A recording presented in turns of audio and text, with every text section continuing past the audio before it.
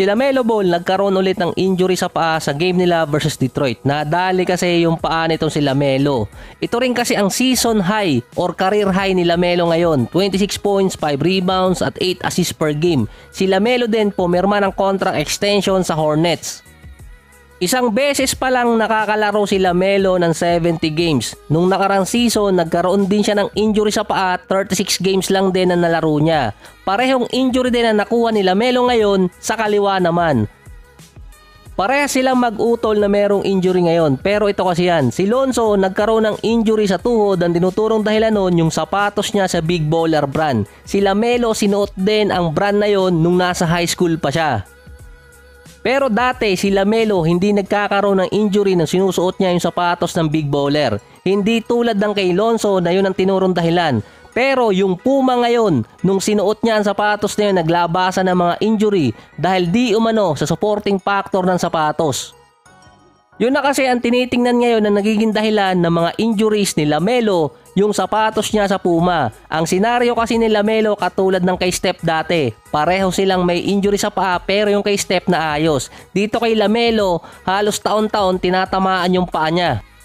Nakalusot ang Bucks sa 26 points deficit kontra sa Portland mula kay Giannis at kay Damian Lillard. Ito rin ang unang beses na nakatapat ni Dame ang Portland ng kanyang former team ngayong season. At ito rin ang pinakamataas na comeback win. So far, 9 points para kay Giannis sa 4th quarter na may total siyang 33 points, 16 rebounds, 6 assists at 3 blocks.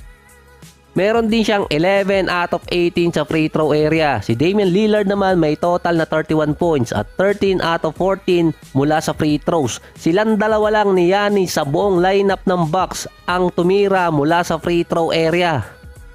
Kumpara sa pinagsama ng Portland na 15 out of 20 mula sa linya. Nasa Bucks din yung dalawa sa top 5 free throw shooter sa NBA ngayon. Number 2 si Giannis, number 4 si Damian Lillard. May combine silang dalawa na 19 free throws attempt per game. Kahit nag-struggle ang Bucks nung early part ng season, nasa top 2 sila ngayon sa standing dito sa East. 1 game behind versus Boston. Si Chris Middleton naman sa loob ng 13 games ngayong taon, 11 points, 4 rebounds at 4 assists per game. Hindi na siya katulad nung dati, lalo na noong nakarang taon nakapaglaro lang siya ng 33 games at merong 15 points per game.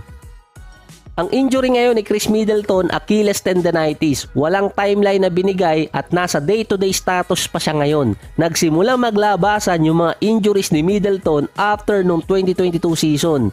Nung maglaro siya na meron siyang injury tapos nung off-season nagpa-surgery. Tuloy-tuloy yung recovery ni Middleton until 2023, kaso nga lang nagkaroon pa ulit siya ng mga injuries na kailangang operahan.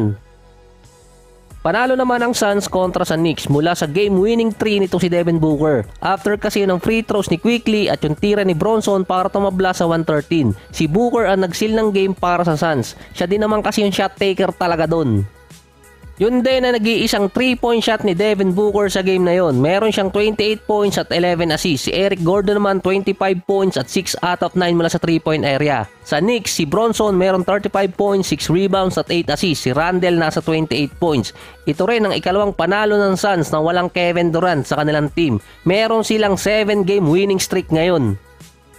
Angat ang Suns sa number 3 sa West so far. Sila din ang second team sa buong NBA ngayon na merong best record sa road games behind OKC. Imbes din na si Bradley Beal ang third guy ng Suns, ang tumatayong ikatlong player nila si Eric Gordon. Si Beal merong 17 points per game, 3 games nga lang yun. Si Eric Gordon naman nasa 14 points, 3 assists at 1 steal per game. Meron pa siyang 38% sa 3-point area. Si Gordon mostly 6-man para sa Suns, pero dahil wala si Bill, nang matagal siya nakakuha ng starting position sa ngayon.